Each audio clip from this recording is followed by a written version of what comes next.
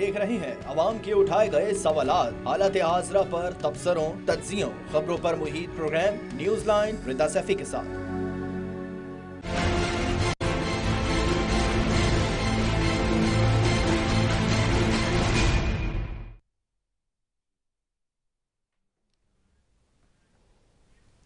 अस्सलाम वालेकुम। Programme news line के साथ मैं हूं आपकी होस्ट मुनीबा गुल बाजवा। आज प्रोग्राम में हम जिक्र करेंगे पाकिस्तान की कुछ बदलती हुई सियासत की सूरत हाल पर।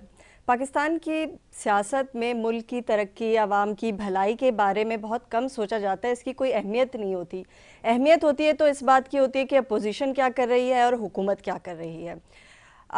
आज की ताज़ा तरीन सूरत हाल पर बात करें तो आज हमें नज़र आएगा कि तहरीक अदम एतमाद का जो मसवदा तैयार किया है अपोजिशन ने, वो एक बड़ी अहम पेशरफ्त है। इस पेशरफ्त के बारे में ही आज जिक्र करेंगे प्रोग्राम में।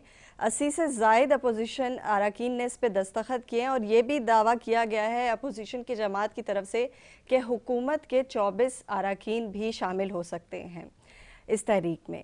तो इसी पर गुफ्तगू की जाएगी। मैं मेहमानों का तारुफ आपसे करवाती चलूँ। इस वक्त मेरे साथ टेलीफोन लाइन पे मुझे ज्वाइन किया है मुस्लिम लीग नून से सेनेटर गौस मोहम्मद ने, आपको खुशामदीद कहते हैं। इसके अलावा पीपल्स पार्टी से हमारे साथ शामिल होंगी शाहीना शेर अली।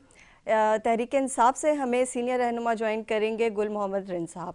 आप तीनों मेहमानों को हम प्रोग्राम में खुशामदीद कहते हैं। पहला मेरा सवाल जो है वो यही है कि अगर अपोजिशन वज़ीर आज़म के ख़िलाफ़ अदम एतमाद की ये तहरीक ले आती है और कामयाब हो जाती है तो आगे का सेटअप क्या होगा? मैं चाहूँगी कि सेनेटर गौस मोहम्मद साहब पहले इस पे जवाब दें। जी, बिस्मिल्लाहिर्रहमानिर्रहीम। शुक्रिया, आपने बात करने का मौका दिया। तरीके दवात इंशाल्लाह अगले 1-2 दिन में पेश हो जाएगी और कामयाबी की सूरत में, और इंशाल्लाह हम कामयाब होंगे। हमने होमवर्क वर्क किया है, इंशाल्लाह ये हमारी कामयाब होगी। और उसके बाद जो हमारा प्रोग्राम है कि शॉर्ट सेटअप लाया जाएगा जिसमें जो इलेक्शन रिफॉर्म और दूसरी चीज़ें वो होंगी, और उसके बाद नए इलेक्शन की तरफ हम जाएंगे। तो ये हमारा नेक्स्ट प्रोग्राम है इंशाल्लाह। जी गुल मोहम्मद रिन साहब, आप क्या कहते हैं कि क्या क्या होने जा रहा है? अदम एतमाद की जब तहरीक आएगी तो उसके बाद आप क्या देखते हैं, क्या सेटअप होगा? देखें जी, वोट ऑफ नो कॉन्फिडेंस वो तो इनका आईनी हक है।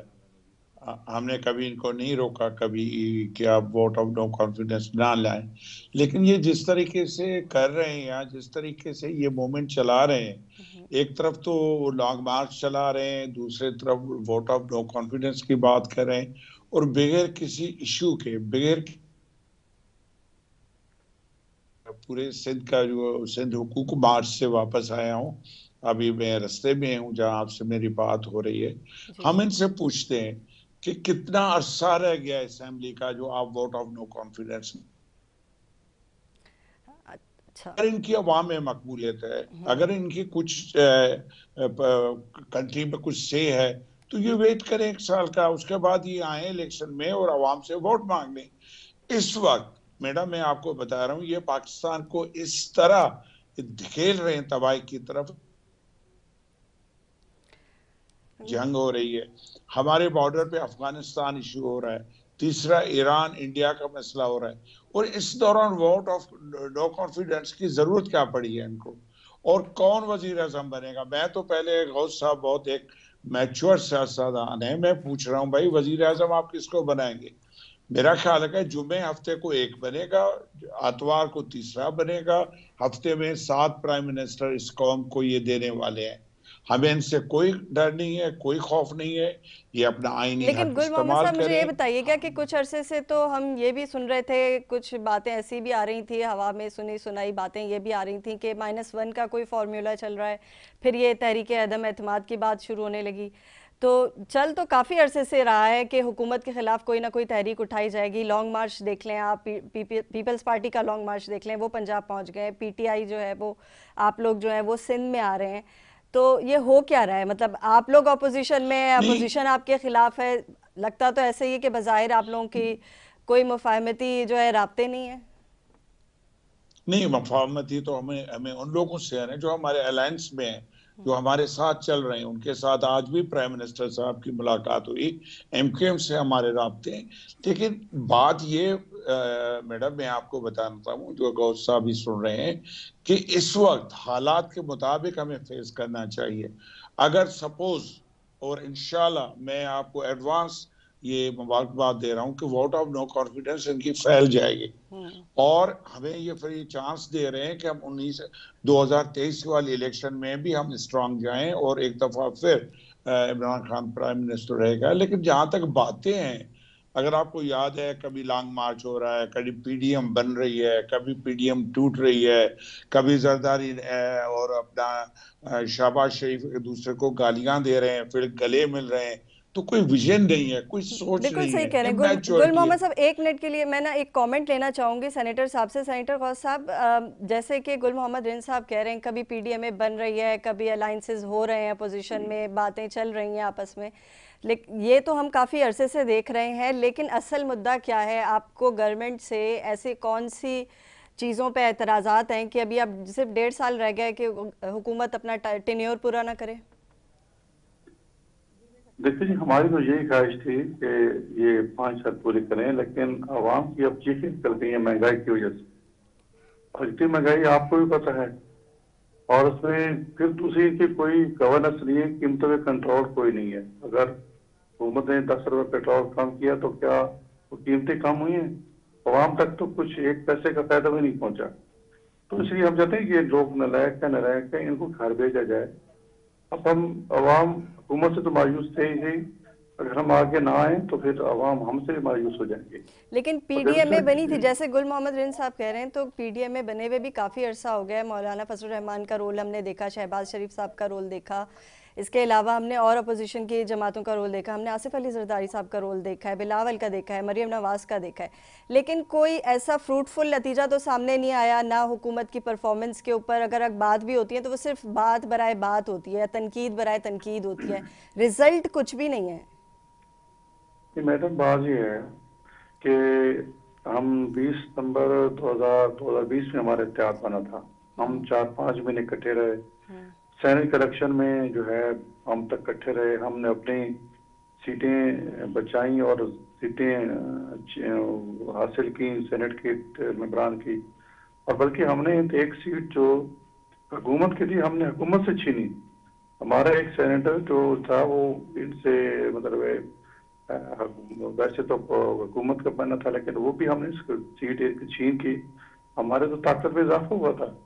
तो उस वक्त उसके बाद बदकिस्मती से थोड़ी सी नाचक्की हो गई थी कि हुकूमत को गिराने के लिए तरीक़ेकार पे इख्तिलाफ था।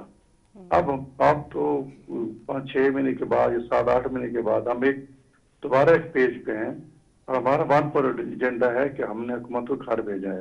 अच्छा, अगर हमने सेनेट में कामयाबी हासिल की थी, वन पेज पे है। इसी पे मैं एक कमेंट ले लूँ। मुझे अभी मुझे जो है शाइना शेर अली ने ज्वाइन किया। शाइना साहब, बस मुझे ब्रेक पे जाना है, एक आपका कमेंट चाहिए था। मेरे ख्याल से लाइन हमारे जो है वो ड्रॉप हो गई, इनसे हम उनसे दोबारा रब्ता करेंगे। यहाँ पे हम एक ब्रेक ले लेते हैं। सेनेटर साहब, मैं वापस आऊँगी ब्रेक से, तो हम जो है अपनी गुफ्तगू कंटिन्यू रखेंगे।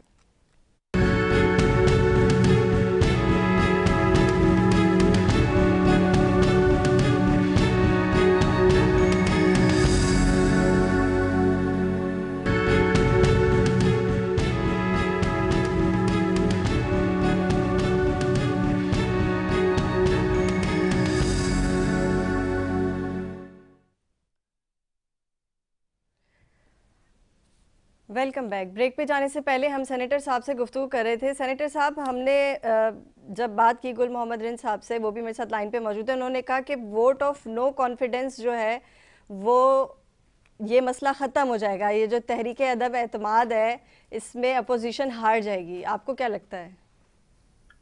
नहीं, मैं जैसे कि मैडम मैंने पहले कहा है कि जब हम इकट्ठे होते हैं तो इंशाअल्लाह रिजल्ट भी मिलते हैं। बीच में हमारी एक इशू पे थोड़ी नाराजगी हो गई थी, पीडीएम टूट गई थी। हम चाहते थे कि रिजाइन दे के लॉन्ग मार्च करें, और बिलावल कहते और जरदारी साहब कहते थे कि नहीं, विदाउट रिजाइन दिए मार्च किया जाए। तो 5-6 महीने डेडलॉक रहा, लेकिन अब इस पे के अभी फिलहाल जो है ना हम मूव करते हैं, रिजाइन के बाद मुझे रखा जाएगा। तो उसके लिए वो इंशाल्लाह हम पूरी उम्मीद है और इंशाल्लाह हमारा होमवर्क मुकम्मल है। अभी ज्यादा दूर तो है नहीं, 1-2 दिन की बात है, इंशाल्लाह मूव कर देंगे। बाकी हमारा होमवर्क मुकम्मल है। 84 पार्टी हम जो सुन्नी नून है या पीपल्स पार्टी है या JUI है या दूसरी छोटी पार्टी है, ये में 84 पार्टी हैं। ये नहीं कि हमने हवा में बात कर दी, हमारा होमवर्क मुकम्मल है। तब भी हमने तो अपना सब कुछ टेक पे लगाए हुए। अगर खुदा न खासा हम हारते हैं तो आवाम हमसे यही कहेंगे कि आपने कैसा होमवर्क किया था। तो ये तो हमारी एक अनाज का मसला है और हमारी सर्वाइवल का मसला है। तो हमने तो इंशाल्लाह पक्का काम किया है और इंशाल्लाह जल्दी वो करेंगे और रिजल्ट मिलेंगे। ये लोग हार जाएंगे। और उसके बाद एक ऐसा हम चाहेंगे आए कि तमाम पार्टी को साथ लेकर चले, अवाम को साथ लेकर चले, क्योंकि जिन चैलेंज का हमें अंदरूनी मुल्क और बैरून मुल्क जो सामना है और इस समय माशी हालात हैं, तो एक ऐसा वसीयत की जरूरत है जो सारे सब स्टेक होल्डर्स को साथ लेके चले। तो इंशाल्लाह हम वो ले आएंगे इनके जाने के बाद। तो मैं गुल मोहम्मद साहब से जो है ना इस पे राय ले लेती हूँ। गुल मोहम्मद साहब, आप गुफ्तगू सुन रहे हैं, आप क्या कहना चाहेंगे? आपने कहा कि वोट ऑफ नो कॉन्फिडेंस की तारीख भी ख़त्म हो जाएगी और ये वज़ीर आज़म साहब जो है अपना टेन्योर पूरा करेंगे। ये सारी चीज़ें आप उतने ही 100% श्योरिटी से बोल रहे हैं जितने 100% श्योरिटी से अपोजिशन ये कह रही है कि हम सक्सेसफुल हो जाएंगे तहरीक अदम एतमाद में।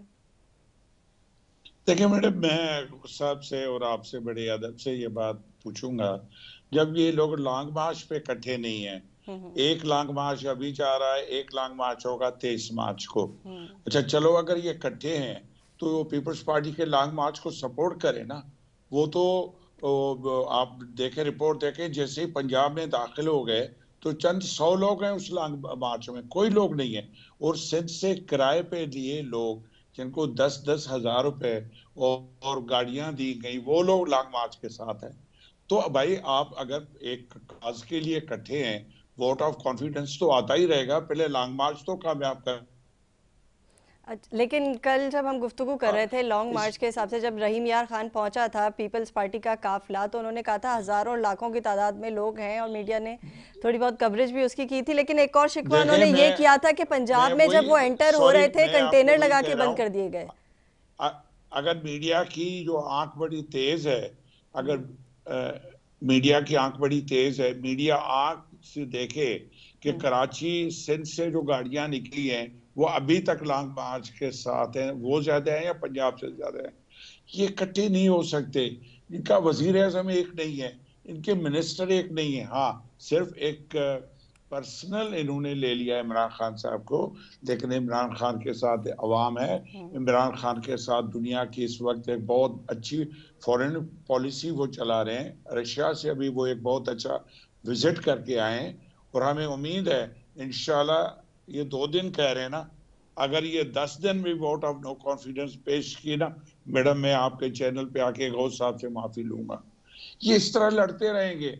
अभी तो खाने खा रहे हैं क्योंकि मौलाना साहब की सेहत भी तो बेहतर करनी है ना। अच्छा, मुझे एक सवाल गुल मोहम्मद साहब, मुझे एक सवाल आपसे ये भी पूछना था कि आज परवेज इलाही साहब का एक बयान सामने आया है और उन्होंने ये कहा कि इतनी बड़ी हांडी चढ़ी है तो कुछ तो निकलेगा इसमें, पहला उबाला तो आएगा। कौन सी हांडी की बात कर रहे हैं? कौन सा सामान हांडी में गया है और कौन सा उबाला आना है इसमें?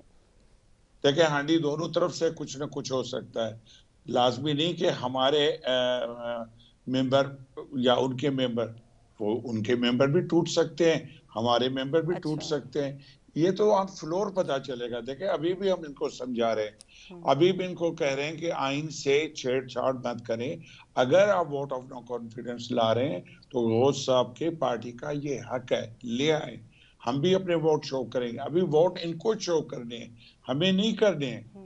ये लेकिन अपोजिशन का तो दावा है ना कि 24 अरकान ऐसे भी हैं असेंबली के अंदर जो हुकूमती अरकान है और वो भी तहरीक अदम एतमाद में जो है वो अपना वोट का राइट इस्तेमाल करेंगे। तो आपको क्या लगता है कि ये जो हांडी में जो बात हो रही है कि जो सामान गया है और वो जो लोग हैं वो ये 24 लोगों की बात हो रही है? हम तो कहते हैं हांडी पके तो पता चले कि उसमें क्या सालन डाला गया, किस तरह पका है। हम वोट ऑफ नो कॉन्फिडेंस से नहीं डरते।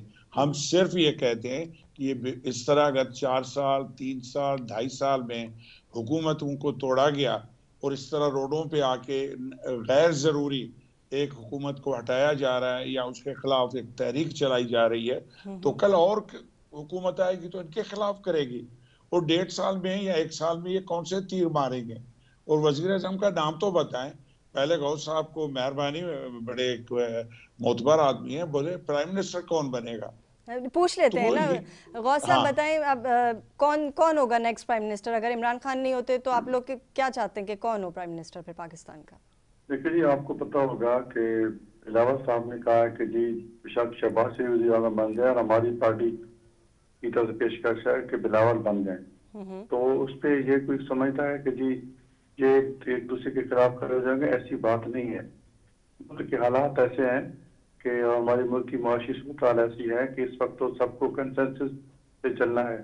जब तक कंसेंसस से और इकट्ठे नहीं चलेंगे तो ये मुल्क इस कदर फंस चुका है, वहां से ये नहीं निकलेगा। तो हम तो ऐसे वज़ीर आज़म लाएंगे, चाहे पीपल्स पार्टी से हो, चाहे मुस्लिम लीग नून से हो, चाहे जेडीयू से हो, तो सबको साथ लेके चले, कंसेंसस चले। अब देखे ना, मैं पुरानी बात करता हूँ 2014 में। नहीं, ये तो नंबर गेम्स भी तो है। वजीर आजम ऐसे ही तो नहीं आ सकते कि अपोजिशन में से वजीर आजम कैसे बन सकते हैं?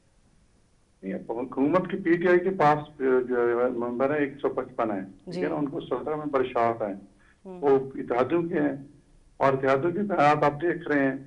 एमक्यूएम ने कहा कि मैं किसी वक्त भी एक लाइन की इस तरह जा सकते हैं, और रज़िलाई साहब का आप स्टेटमेंट आपने खुद बता दिया कि हांडी में उबाल जो है तो कोई ना कोई रिजल्ट तो निकलेगा। तो जब इत्तेहादी छोड़ जाएंगे तो इत्तेहादी ना भी छोड़ें, हमारे इंशाल्लाह देखो मुस्लिम लीग नून, पीपल्स पार्टी और ये बड़ी जोर पार्टी है, हमारे पास और बहुत से ऑप्शन है। और इनका जाना ठहर गया है। अपोजिशन ने ये कहा कि हुक्मरान जमात के 24 अरकान जो हैं वो भी हिमायत में जो है वो वोट देंगे, यानी वो दावा कर रही है इस वक्त अपोजिशन के करंट हुकूमत के 24 अरकान इस तहरीक अदम एतमाद में पार्टिसिपेट करेंगे। तो आप लोग इतने कॉन्फिडेंट हैं कि हुकूमत में भी इस तरह के अरकान मौजूद हैं जो कि चाहते हैं कि वज़ीर आज़म साहब ना रहें और दूसरे वज़ीर आज़म आ जाए? अब देखिए ना, हम तो इसका अमली तौर पर मुजाहरा भी कर चुके हैं। आपको पता होगा कि सेनेट के इलेक्शन में यूसुफ रज़ा गिलानी किस तरह जीते थे, अक्सरियत तो इनकी थी वहाँ। नहीं, रेफरेंस तो आज भी खबरों में सारे यूसुफ रज़ा गिलानी साहब के ही केस का है, वो तो अपनी जगह पे एक बिल्कुल सही बात है, लेकिन इतना आसान तो नहीं है कि आप जो है असेंबली में जाएं, अभी आप तहरीक पेश करेंगे, अभी तो तहरीक चलनी शुरू हुई है, फिर बिल बनेगा, पेश होगा। अगर वोट ऑफ नो कॉन्फिडेंस जब उस सूरत हाल में आएंगे तो क्या आपको लगता है कि जिन लोगों ने वादे कर लिए हैं अपोजिशन से कि हाँ जी हम होंगे आपके साथ, वो अपने वादे निभाएंगे? बिल्कुल निभाएंगे, इस तरह पहले निभाए थे, अभी निभाएंगे। और हमने इतने यकीन ध्यान हासिल किए, तब जाके हमने ये मूव शुरू किया, अपनी जो मुहिम शुरू की है। गुल मोहम्मद साहब, हुकूमत बिल्कुल, इसमें कोई शक नहीं कि हुकूमत का अपनी बनने हुकूमत के खिलाफ है। जब उनको ज़ाहिर राय का मौका मिलेगा तो जरूर जो है वो करेंगे। और इसमें जब पेश हो से है तो अगर असेंबली इजलास चलोगे तो फिर तो 7 दिन के अंदर सब कुछ कराना होता है। अलबत्ता जब कौमी इजलास ना चल रहा हो तो फिर उसके थोड़ा सा ज्यादा दिन होते हैं, तकरीबन 10 से 14 दिन होते हैं, उसके अंदर इजलास बुलाना जरूरी होता है एक्विजिशन की वजह से। तो हम इंशाल्लाह हमारा होमवर्क मुकम्मल है, बस हम थोड़ा आवाम को सांस भी दिला रहे हैं, उनको एक्टिवेट भी कर रहे हैं। और मैं लेकिन ये यकीन दहानी करूँ इसी हफ्ते के आखिर में हो सकता है कल जो है कौमी असम्बली में इजलास जो कौमी असम्बली सेक्रेटेरिएट में तहरीक जो है वो पेश कर दी जाए, इसका भी इम्कान है। अच्छा, मैं गुल मोहम्मद साहब से राय ले लेती हूँ। गुल मोहम्मद साहब, मुझे आप बताइएगा, गौस साहब की गुफ्तगू आपने सुनी, आप क्या कहते हैं कि वो तो बहुत कॉन्फिडेंट हैं कि वो अरकान कुछ ऐसे हैं हुकूमत के अंदर जो कि इस तहरीक अदम एतमाद में जो है वो वोट देंगे? देखिए जी मैडम, ये तो कॉन्फिडेंट ये भी थे ना कि नवाज शरीफ साहब 1 महीने में वापस आएंगे इलाज करके, तो माशाल्लाह उसको भी 2 साल हो गए, वो अभी तक वो डॉक्टर नहीं मिल रहा है। मैं एक चीज इनसे पूछना चाहता हूँ, स्ट्रेट अवे पूछना चाहता हूँ कि जो प्राइम मिनिस्टर नवाज शरीफ साहब या जरदारी साहब, ये 3-3 दफा प्राइम मिनिस्टर रहे, 3-3 दफा हुकूमतें रही, और सिंध में 13 साल से पीपल्स पार्टी की हुकूमत है। अगर ये लॉयल हैं पीडीएम तो पहले तो सिंध में आके ये तहरीक चलाएं और पीपल्स पार्टी से पूछें कि 15 साल में आपने सिंध के अवाम को क्या दिया। जो कराची पूरे पाकिस्तान का एक सहारा है, मैं ये नहीं कहूँगा पालता है, मैं कहता हूँ कराची सहारा है। जब सुबह आप आए या सोराब कोट पे आप देखें पूरे पाकिस्तान से कितनी बसें आती हैं जो लोग यहाँ रोजगार के लिए आए। उस शहर का क्या हशर कर दिया पीपल्स पार्टी में। आए ये लोग, नवाज शरीफ आए, मौलाना फजल रहमान आए, ये सब आए पहले कराची और सिंध में पीपल्स पार्टी से 13 साल का नहीं, अभी हिसाब वो लें। लॉन्ग मार्च में बिजी हैं। पीपल्स पार्टी के नुमाइंदों से हमने बात करने की कोशिश की, लेकिन अनफॉर्चुनेटली वो जिस जगह पे बैठे हैं वहाँ सिग्नल्स नहीं है, तो उनकी कॉल्स भी नहीं लग रही, हम प्रोग्राम में ले नहीं पा रहे। मैं चाहती थी कि पीपल्स पार्टी का मौक़िफ़ भी इस बारे में पूछा जाए कि जब सिंध के इस तरह के हालात हैं और लॉन्ग मार्च लेके आप पंजाब में जा रहे हैं और फिर इस्लामाबाद कह रहे हैं 8 तक पहुँच जाएंगे और उसके बाद इस्लामाबाद की बुनियादें हिलाएंगे, तो आप क्या कहते हैं, इस्लामाबाद की बुनियादें जो हैं वो इतनी आसानी से हिल सकती हैं? आप मुझसे पूछ रही है मैडम? जी जी बिल्कुल, आपसे पूछ रही हूँ गुल मोहम्मद। नहीं, हम तो इनको वेलकम करेंगे, क्योंकि ये चंद 100 लोग होंगे मेरा ख्याल है। हम तो इनको बड़ा अच्छी तरीके से इज्जत के साथ रखेंगे। आए, इनका हक है। देखिए, आज मैं फिर इस फ्लोर पे कह रहा हूँ, दोनों चीजें इनका आईनी हक है। लॉन्ग मार्च भी कॉन्स्टिट्यूशनली इनका हक है, करें। वोट ऑफ नो कॉन्फिडेंस भी इनका हक है। लेकिन इशू क्या है? इशू ये है कि करप्शन के पैसे जो लूट मार है, जो चौकीदार माली पकौड़े वाले के अकाउंट से निकल रहे हैं, ये कह रहे हैं उसको मत छेड़े। ये हमारा आईनी हक था मुल्क को लूटना। ये हमारा हक था कि लंदन में, अमेरिका में, स्विट्जरलैंड में बड़े बड़े घर लेना। ये हमारा हक था कि हमारे बच्चों की नेशनलिटी ब्रिटिश की हो। ये हमारा हक था कि हम पाकिस्तान से इलाज ना कराएं, लंदन चला जाए। जरदारी साहब एक हफ्ता जब कोर्ट की हियरिंग होती है तो बीमार हो जाते हैं और फिर डंडा लेके घूम रहे हैं इमरान खान के खिलाफ। हम इनके हर आईनी स्टेप को वेलकम करते हैं, ऑन फ्लोर करते हैं, हम उनका फेस कर रहे हैं। लेकिन क्या सर याद रखनी चाहिए, क्योंकि इलेक्शन अर्ली भी हो सकते हैं। अच्छा। इलेक्शन अर्ली भी हो सकते हैं, तो इनको ये याद दिलाना चाहिए कि किस मकसद के लिए इकट्ठे हुए। और इलेक्शन भी कहते हैं कि हम अलग लड़ेंगे। अगर भाई आप इलेक्शन भी अलग लड़ेंगे तो अब किस जादूगर ने आपको कटे एक प्लेटफॉर्म पे ले आया? ये पैसे आप नहीं बचा सकोगे, ये गरीबों के पैसे हैं। अगर जिस महंगाई का आप चीख रहे हैं, वो महंगाई तो आपकी क्रिएट की हुई है, हमारी क्रिएट की नहीं हुई है। और ये नैब के केसेस जिनमें ये कोर्टों में दोनों लीडर्स धिक्के खा रहे हैं, ये पीटीआई ने थोड़े ही बना है, ये इन्होंने एक दूसरे पे बनाए थे, एक दूसरे का पेट फाड़ रहे थे। तो हमारी ये कामयाबी है कि हमने इनको एक प्लेटफॉर्म पे इकट्ठे किया। लेकिन इंशाल्लाह ये 24 घंटे या 48 घंटे जो बहुत साहब कह रहे हैं, 3.5 साल गुजर गए, तो इंशाल्लाह 1.5 साल भी गुजरेगा और अगला 5 साल भी फिर न्याजी की बारी है इंशाल्लाह। अच्छा जी, सेनेटर साहब आपने गुफ्तगू सुनी, आप क्या कहते हैं, मजीद 5 साल भी जो है वो इमरान खान साहब रहने वाले हैं? देखो जी, ने बात की कि जी ये कहते हैं कि इलेक्शन हम अलग-अलग लड़ेंगे। बात ये कि बिल्कुल हम अलग लड़ेंगे। हर पार्टी का अपना नजरिया होता है, अपना तरीका सियासत होता है। तो हम तो बिल्कुल इस पे कोई शक नहीं। उसमें नून अपना इलेक्शन लड़ेगी, पीपल्स पार्टी अपना लड़ेगी, अपने अपने कैंडिडेट होंगे। हम तो एक पॉइंट एजेंडे पे इकट्ठे हुए थे कि किसी तरह इस हुकूमत से आवाम को निजात दिलाई जाए, और यही हमारा एजेंडा है। तमाम 9 पार्टी इस बात पे, बल्कि 10 पार्टी इस बात पे इकट्ठी हैं। अब तो पीपल्स पार्टी हमारे साथ आ गई है कि हमने इस हुकूमत को गिराने के लिए, बाकी जब हुकूमत गिर जाएगी तो फिर हर कोई अपनी सियासत करेगा। और उसमें जो एक मुश्तरका वज़ीर आज़म आएगा, उसके बाद जब इलेक्शन होंगे, और वो जो होगा इलेक्शन के लिए आएगा। और ये कह रहे हैं कि जी ये अलग-अलग इलेक्शन लड़ेंगे, तो आपके जो इत्तेहादी हैं, मसलन मुस्लिम लीग काफ है।